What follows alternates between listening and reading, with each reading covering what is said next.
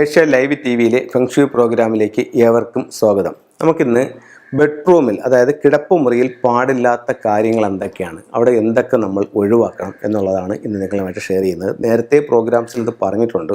എന്നിട്ട് പല വീടുകളിൽ ചെല്ലുമ്പോഴും നമ്മുടെ പ്രോഗ്രാം സ്ഥിരമായിട്ട് കണ്ടുകൊണ്ടിരിക്കുന്ന ആൾക്കാർ പോലും ഇത്തരത്തിൽ തെറ്റായിട്ട് വീടുകൾ ചെയ്യുന്നുണ്ട്. അപ്പോൾ അത് ഞാനൊന്ന് നിങ്ങൾക്കൊന്നും കൂടെ ഒന്ന് മനസ്സിലാക്കി തരികയാണ്.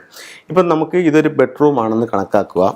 ഇതിൽ നമുക്ക് സൗത്ത് ഉണ്ട്, നോർത്ത് ഉണ്ട്, വെസ്റ്റ് ഉണ്ട്, ഈസ്റ്റ് ഉണ്ട്. ഇത് സൗത്ത് ഈസ്റ്റ്, ഇത് സൗത്ത് വെസ്റ്റ്, ഇത് നോർത്ത് വെസ്റ്റ്, ഇത് നോർത്ത് ഈസ്റ്റ്. ഈ ഒരു ബെഡ്റൂമിനെ സംബന്ധിച്ചിടത്തോളം പ്രധാന ഡോറ് ഈ ഭാഗത്തുനിന്നോ വരുന്നതാണ് ഏറ്റവും ഉത്തമം. ബെഡ്റൂമിൻ്റെ കാര്യമാണിത്. ബെഡ്റൂമാണ് ഈ വരച്ചിരിക്കുന്നത്. ഇനി പാടില്ലാത്തെന്ന് പറയുമ്പം ഒരു കാരണവശാലും വടക്കോട്ട് തലവെച്ച് കിടക്കാൻ പാടില്ല. അതായത് കട്ടിലിങ്ങനെ ഇട്ടിട്ട് ഇവിടെ പില്ലോ ഇട്ട് ഈ നോർത്തിൽ തല വരുന്ന രീതിയിൽ കിടക്കാൻ പാടില്ല. അപ്പം അതൊരു വാസ്തുപ്രകാരം വളരെ ഒരു ദോഷമായിട്ട് കണക്കാക്കുന്നുണ്ട്. അപ്പോൾ അത്തരം പാടില്ല. 2, ഈ ഡോറിൻ്റെ നേരെ തലയോ കാലോ വരുന്ന രീതിയിൽ കിടക്കാനും പാടില്ല. 2 കാര്യങ്ങളായി. അടുത്തത്, ഒരു കാരണവശാലും വടക്ക് പടിഞ്ഞാറ് ഭാഗത്ത് ക്യാഷ് വയ്ക്കാൻ പാടില്ല. അങ്ങനെയാണെന്നുണ്ടെങ്കിൽ വീട്ടിൽ പൈസ നിൽക്കില്ല. അപ്പോൾ അത് 3 കാര്യങ്ങളായി. വടക്ക് പടിഞ്ഞാറ് ഭാഗത്ത് ക്യാഷ് പാടില്ല. അടുത്തത്, നിങ്ങൾ കിടക്കുന്നത് ഒരിക്കലും ഒരു കണ്ണാടിയിൽ കൂടെ കാണാൻ പാടില്ല. 4 കാര്യങ്ങളായി. 5, വെള്ളത്തിൻ്റെ ഇപ്പോൾ നമുക്കൊരു കുടിക്കാനുള്ളൊരു ജഗ്ഗിലെ വെള്ളമൊക്കെ നമുക്ക് ബെഡ്റൂമിൽ വയ്ക്കാം. അല്ലാതെ ബെഡ്റൂമിനകത്ത് അക്വേറിയം, വാട്ടർഫാൾസിൻ്റെ ചിത്രം, അതല്ലെങ്കിൽ മറ്റേ ശരിക്കും ഒരു നദിയുടെ ചിത്രം, ഇതൊന്നും ബെഡ്റൂമിനകത്ത് പാടില്ല.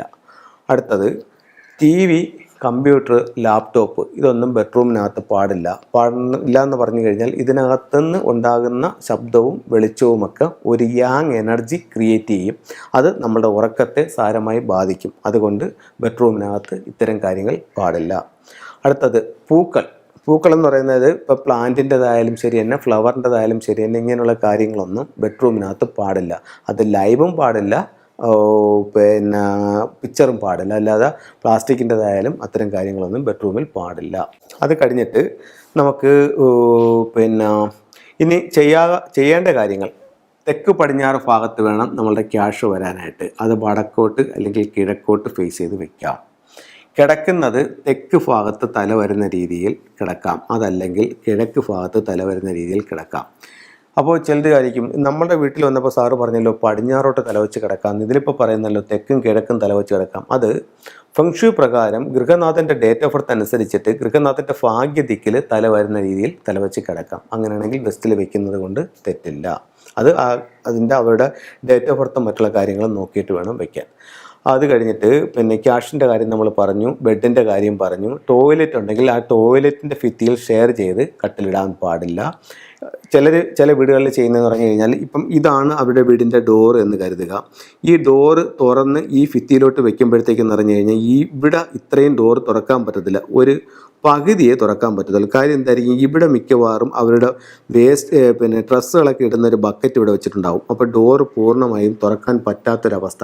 ചിലപ്പോൾ ഇതിനകത്ത് ഷർട്ട് തൂക്കിയിടുന്നതായിട്ട് കണ്ടിട്ടുണ്ട്. അപ്പോൾ ഇത്തരം കാര്യങ്ങളൊന്നും ഈ ഭാഗത്ത് പാടില്ല. ആ ഡോറ് പൂർണ്ണമായും നമുക്ക് തുറക്കാനായിട്ട് സാധിക്കണം.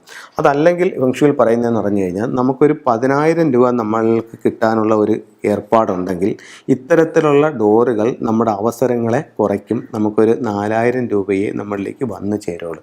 അതായത് അവസരങ്ങളെ പൂർണ്ണമായും സ്വീകരിക്കാൻ നമുക്ക് പറ്റാതെയാവും. അപ്പം ഇത്തരം കാര്യങ്ങൾ വളരെ ശ്രദ്ധിക്കുക. ബെഡ്റൂമിൽ ഇത്തരം കാര്യങ്ങൾ ഉപയോഗിക്കുക. ഇനി ഒരു ടിപ്സും കൂടെ പറഞ്ഞുതരാം. ഇപ്പോൾ ഭാര്യയും ഭർത്താവും തങ്ങളിൽ പരസ്പര സ്നേഹത്തോടെ ഐക്യത്തോടെ മുന്നോട്ട് പോകാനായിട്ട് ബെഡ്റൂമിൻ്റെ തെക്ക് പടിഞ്ഞാറ് ഭാഗത്ത് ഒരു മണ്ടേരിയൻ ഡക്സ് വയ്ക്കുന്നത് നല്ലതാണ്. അത് കഴിഞ്ഞിട്ട് സന്തോഷം നിലനിൽക്കാനായിട്ട് ഒരു ഡബിൾ ഹാപ്പിനെസ്സിൻ്റെ സിമ്പൽ ബെഡ്റൂമിൽ വയ്ക്കാം. ഒരു മിസ്റ്റിക് നോട്ടിൻ്റെ സിമ്പൽ ബെഡ്റൂമിൻ്റെ സൗത്ത് വെസ്റ്റിലോ ബെഡിൻ്റെ അടിയിലോ ഇട്ട് കിടക്കുന്നവർ ഇവർ തങ്ങളുള്ള പരസ്പര സ്നേഹം വർദ്ധിക്കാൻ നല്ലതാണ്. അപ്പോൾ ഇത്തരം കാര്യങ്ങൾ നിങ്ങൾ ഉപയോഗിക്കും. നിങ്ങളുടെ ജീവിതത്തിൽ ഒരുപാട് നേട്ടങ്ങൾ ഉണ്ടാവട്ടെ എന്ന് പ്രാർത്ഥിച്ചുകൊണ്ട് നിർത്തുന്നു. നന്ദി, നമസ്കാരം.